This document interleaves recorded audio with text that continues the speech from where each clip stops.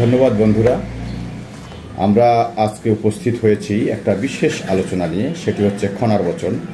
খনার বচন সম্পর্কে আপনাদের বলবেন আমাদের সম্মানিত অতিথি জনাব বিধান রায়, অতিরিক্ত উপপরিচালক প্ল্যান্ট প্রোটেকশন। স্যারের কাছ থেকে আমরা স্যারের আঙ্গিকে উত্তরগুলো শুনবো। আমি আসলে স্যারকে ডেকেছি, আমি প্রশ্ন করব, আমার কিছু বুঝতে সমস্যা হয়েছে, এই সাথে সাথে স্যারের উত্তরে আপনারা উপকৃত হবেন, আপনারা বুঝতে পারবেন। তো বন্ধুরা একটু লক্ষ্য করে শুনি আসলে আমাদের স্যার কি বলতে চান। আমি মিলন বিশ্বাস, উপসহকারী কৃষি অফিসার, স্যারকে প্রশ্ন করছি, আপনারা একটু দয়া করে শুনুন। আমরা খনর বচনে জানতে পারি, তপ্ত অম্ল ঠান্ডা দুধ, যে খায় সে কলির ভূত। আমি শ্রদ্ধেয় স্যারকে বিনয়ের সহিত জানতে চাবো যে আসলে খনা এই উক্তিতে কি বুঝাতে চেয়েছেন। ধন্যবাদ মিলনবাবু। খনার যে বচনটি বলেছেন, এখানে প্রথম শব্দটা হলো তপ্ত। তপ্ত মানে গরম। কোনো খাবারেই অতিরিক্ত গরম ভালো নয়, সেটা আমাদের পাকস্থলীর জন্য মারাত্মক ক্ষতিকর। আপনার এমন উষ্ণ খাবার খেতে হবে যেটা আপনার মুখ এবং পাকস্থলীর জন্য সহনশীল।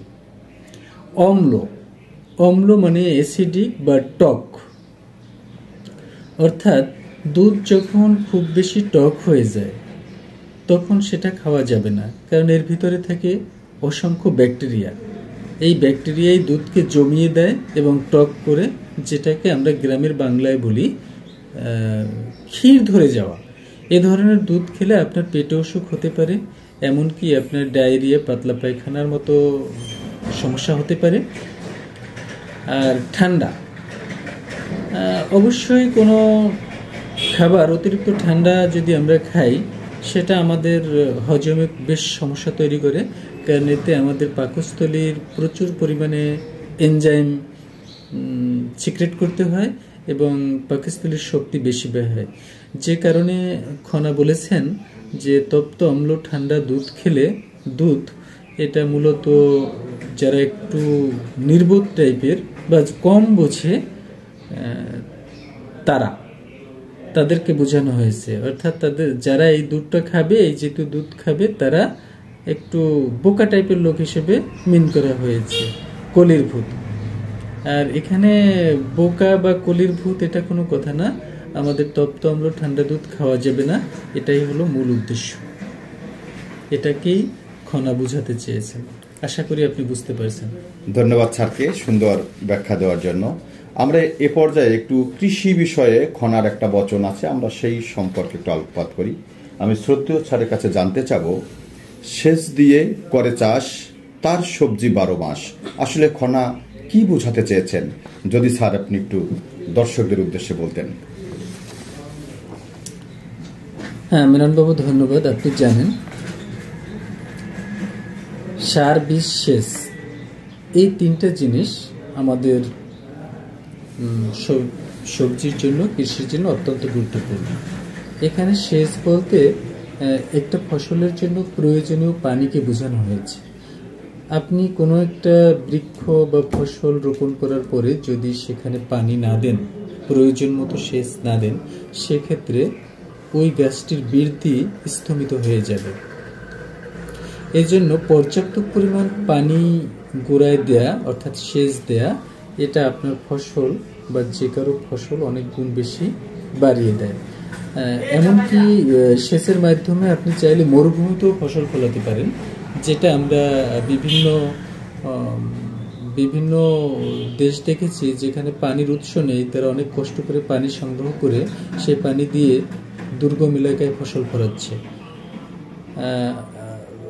এই উক্তিটি দিয়ে খনা আসলে এটাকেই বোঝাতে চেয়েছেন বলে আমি মনে করি।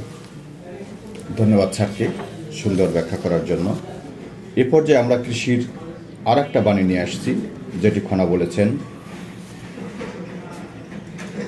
12 বছরে ফলে তাল, যদি না লাগে গরুর নাল। যদি স্যার একটু ব্যাখ্যা করেন।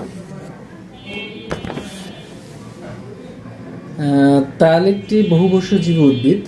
জানেন যে তাল গাছে ফল আসতে অনেকটা সময় লাগে,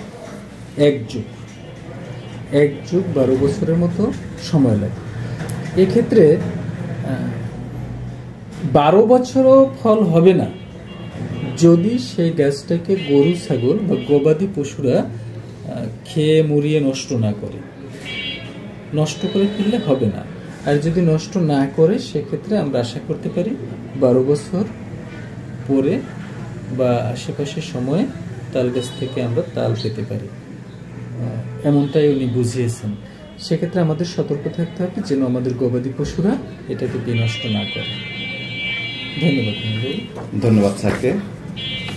আমরা আর একটি কঠিন বিষয় নিয়ে আসছি, যেটা আমাদের বাস্তব জীবনে অত্যন্ত গুরুত্বপূর্ণ পরামর্শ। সেটি হচ্ছে ক্ষেত আর পুত যত্ন বিনে জমদূত। আসলে খনা কি বোঝাতে চেয়েছেন? ক্ষেত মানে আমাদের জমি, আর পুত মানে আমাদের ছেলেমেয়েরা। এখানে পুত বলতে শুধু যে পুত্রকে বোঝানো হয়েছে তা নয়, এটা আমাদের ছেলে মেয়ে উভয়কেই বোঝানো হয়েছে। একজন ব্যক্তির অনেক জমি আছে কিন্তু সে সেটা যথাযথভাবে চাষ করছে না, আগাছা হয়ে আছে, এক্ষেত্রে সে ওখান থেকে ফসল প্রত্যাশা করতে পারে না।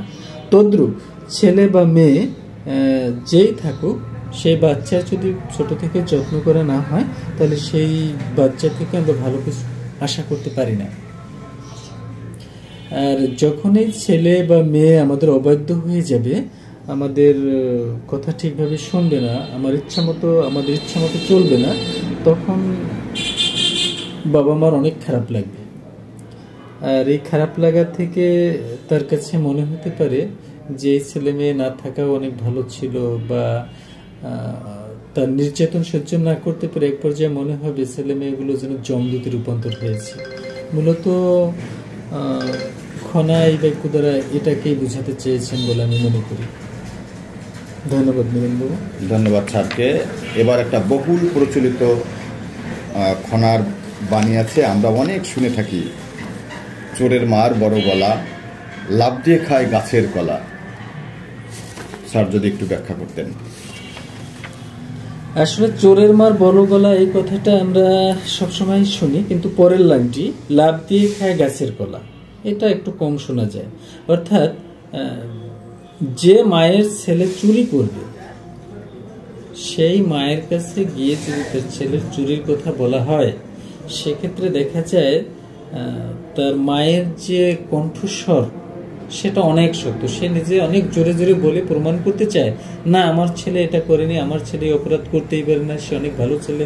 এভাবে সে তার নিজের ছেলের সপক্ষে যুক্তিতর্ক করতে থাকে। আর এজন্যই এখানে বড় গলা বলতে লম্বা গলা বোঝানো হয় না, এখানে তার যে ঝগড়ার তীব্রতা এটা অনেক বেশি থাকে, এটাকে মেন করা হয়েছে। আর লাভ দিয়ে খায় গাছের কলা মানে সে তো তার ছেলের সপক্ষে কথা বলবেই, তদুপরি এখান থেকে পার যদি সে পেয়ে যায় তাহলে এর চেয়ে বড় ধরনের অপরাধ করতে তার ছেলেকে বা সে নিজে একটু দ্বিধা করে না। এই লাভ দিয়ে খায় গাছের কলা দিয়ে মূলত এটাকে বোঝানো হয়েছে, আমি এটাই মনে করি। Thank you. ধন্যবাদ স্যারকে সুন্দর আলোচনার জন্য। আজকে আমাদের অতিথি ছিলেন সম্মানিত বিধান রায় স্যার, এডিডি প্ল্যান্ট প্রোটেকশন। স্যারকে সুন্দর আলোচনা করার জন্য আবারও ধন্যবাদ জানাচ্ছি।